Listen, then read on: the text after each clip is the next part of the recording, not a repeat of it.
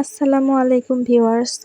আজ আমি একই ভিডিওতে ২ রকমভাবে গরুর মাংসের রেসিপি শেয়ার করব। ঘরে থাকা সাধারণ মশলা ব্যবহার করেই আমি ২ রকমভাবে মাংস রান্নার রেসিপি শেয়ার করব। আশা করছি নতুন রাঁধুনি যারা আছেন তাদের জন্য ভিডিওটি খুবই হেল্পফুল হবে। ভিডিওটি ভালো লেগে থাকলে লাইক, কমেন্ট এবং সাবস্ক্রাইব করে পাশে থাকবেন। চলুন আজকের প্রথম রেসিপি শুরু করা যাক। এখানে ১ কেজি পরিমাণ গরুর মাংস কেটে ধুয়ে নিয়েছি। কড়াইতে সাদা তেল দিয়ে দিলাম প্রায় ৬ টেবিল চামচ পরিমাণ মতো। এর মধ্যে দিয়ে দিলাম পেঁয়াজ কুচি। পেঁয়াজটাকে ভেজে বেরেস্তা করে নেব। পেঁয়াজের বেরেস্তা গরুর মাংসে দিলে মাংসের স্বাদটা অনেক গুণ বেড়ে যায়। এরপর বাকি তেলের মধ্যে বেশ খানিকটা পেঁয়াজ কুচি দিয়ে দেব। এখানে আমি প্রায় হাফ কাপ পরিমাণ পেঁয়াজ কুচি দিয়েছি। পেঁয়াজটাকে প্রায় ২ মিনিট মতো ভেজে নেব যাতে এটা নরম হয়ে যায়।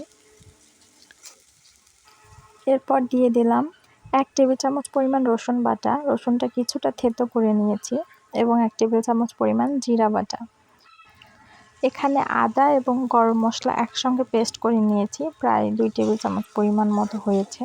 আপনারা ১ টেবিল চামচ আদা বাটা এবং ১ টেবিল চামচ গরম মশলা বাটা ব্যবহার করতে পারেন। এরপর মশলাটা কিছুক্ষণ কষিয়ে নেব যেন মশলার কাঁচা গন্ধটা চলে যায়। ২ মিনিট পর এর মধ্যে দিয়ে দিলাম ১ টেবিল চামচ পরিমাণ হলুদ গুঁড়ো, ১ টেবিল চামচ পরিমাণ শুকনো মরিচের গুঁড়ো। ঝালটা আপনারা আপনাদের পছন্দ মতো দিতে পারেন। এর মধ্যে দিয়ে দিলাম ১ টেবিল চামচ পরিমাণ ধনিয়া গুঁড়ো। এখানে কিছুটা পানি দিয়ে দেব যেন মশলাটা পুড়ে না যায়। এরপর বেশ খানিকটা সময় নিয়ে মশলাটা ভালোভাবে কষাতে হবে। মশলার মধ্যে ২টি তেজপাতা দিয়ে দিলাম। এরপর মশলাটা খুব ভালোভাবে প্রায় ৪-৫ মিনিট মতো কষিয়ে নেব।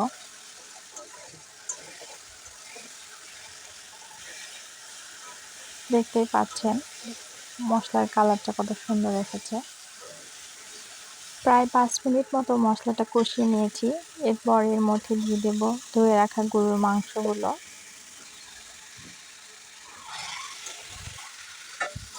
মশলার সাথে মাংসটাকে ভালোভাবে মিশিয়ে দেব।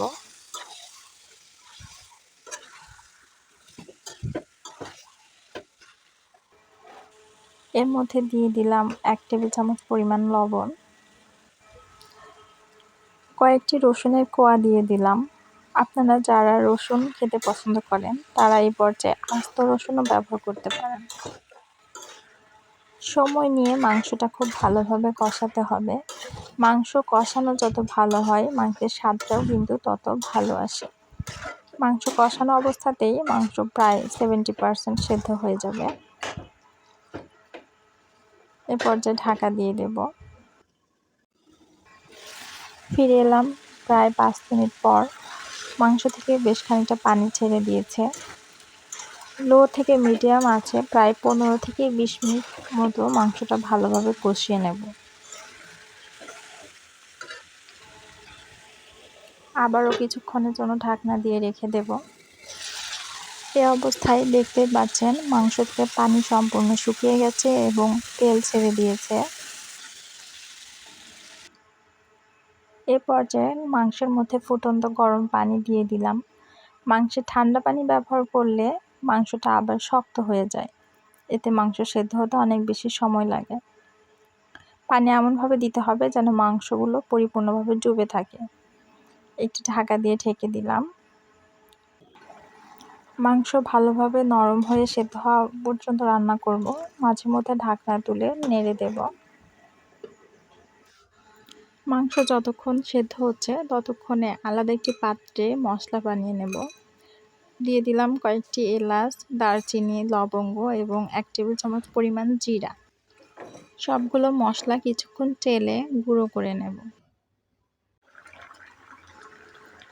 তৈরিকৃত মশলাটি মাংসের মধ্যে দিয়ে দেব। এই মশলাটি দেওয়ার কারণে মাংসের স্বাদ কিন্তু বহুগুণে বেড়ে যায়।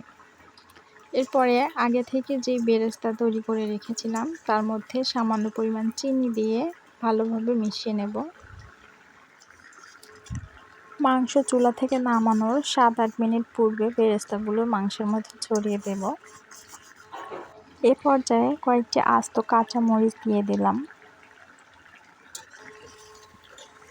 চুলার জাল লোতে রেখে ঢাকা দিয়ে রাখবো প্রায় 7 থেকে 8 মিনিট মতো। ফিরে এলাম 7 থেকে 8 মিনিট পর।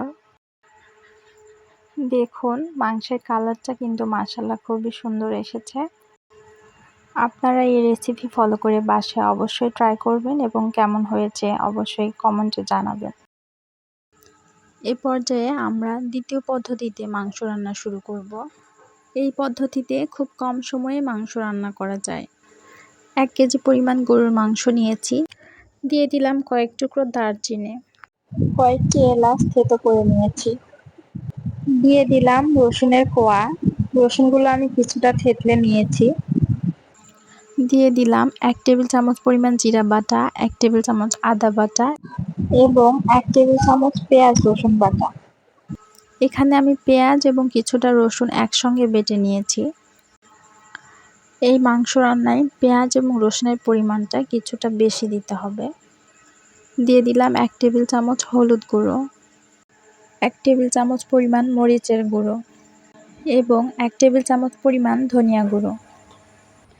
এবার সবগুলো উপকরণ খুব ভালোভাবে মেশাতে হবে। এ পর্যায়ে মশলা মাখানোর উপরে কিন্তু মাংসের স্বাদ অনেকটা নির্ভর করে। মশলা মাখানোর পর মাংসটা প্রায় 30 মিনিট রেস্টে রেখে দেব। হাতে সময় না থাকলে আপনারা সরাসরি রান্না করতে পারেন। কড়াইতে প্রায় 6 টেবিল চামচ পরিমাণ তেল দিয়েছি। এর মধ্যে হাফ কাপ পরিমাণ পেঁয়াজ কুচি দিয়েছি। পেঁয়াজ কিছুটা নরম হয়ে আসার পর এর মধ্যে দিয়ে দিলাম 2টি আস্ত শুকনো মরিচ। পেঁয়াজটাকে কিছুক্ষণ ভেজে নেব। এরপর মাখিয়ে রাখা গরুর মাংসটা এর মধ্যে দিয়ে দেব।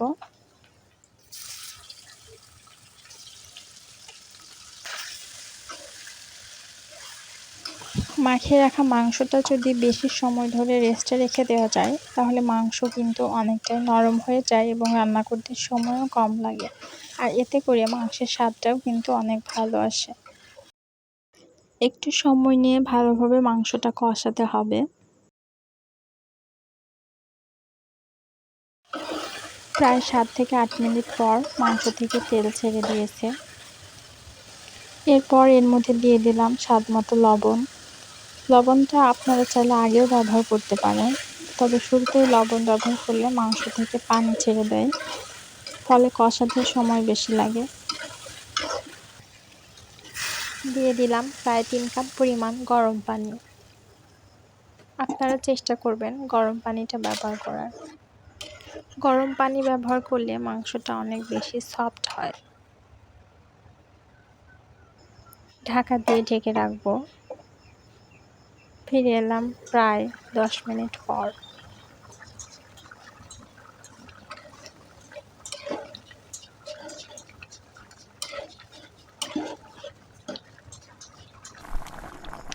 ঝোলটা কমে আসলে এবং মাংস সম্পূর্ণ সেদ্ধ হয়ে গেলে তারপর নামিয়ে নিতে হবে। আপনারা চেক করে নেবেন মাংস আপনাদের পছন্দ মতো নরম হয়েছে কিনা। 1 টেবিল চামচ পরিমাণ ভাজা জিরার গুঁড়ো ছড়িয়ে দিলাম। চুলার জাল লোতে রেখে ঢাকা দিয়ে রাখবো। প্রায় 10 মিনিট পর ফিরে এলাম। দেখুন মাংসের কালারটা কি সুন্দর এসেছে। আপনারা যদি এভাবে মাংস রান্না করেন তাহলে ইনশাল্লাহ খেতে অনেক সুস্বাদু হবে। আপনারা এই রেসিপি ফলো করে বাসায় ট্রাই করবেন এবং কেমন হয়েছে কমেন্টে জানাবেন। ভিডিওটি ভালো লাগলে লাইক, কমেন্ট এবং সাবস্ক্রাইব করে পাশে থাকবেন। দেখা হবে নতুন কোনো ভিডিওতে। আজ এ পর্যন্তই। আল্লাহ হাফেজ।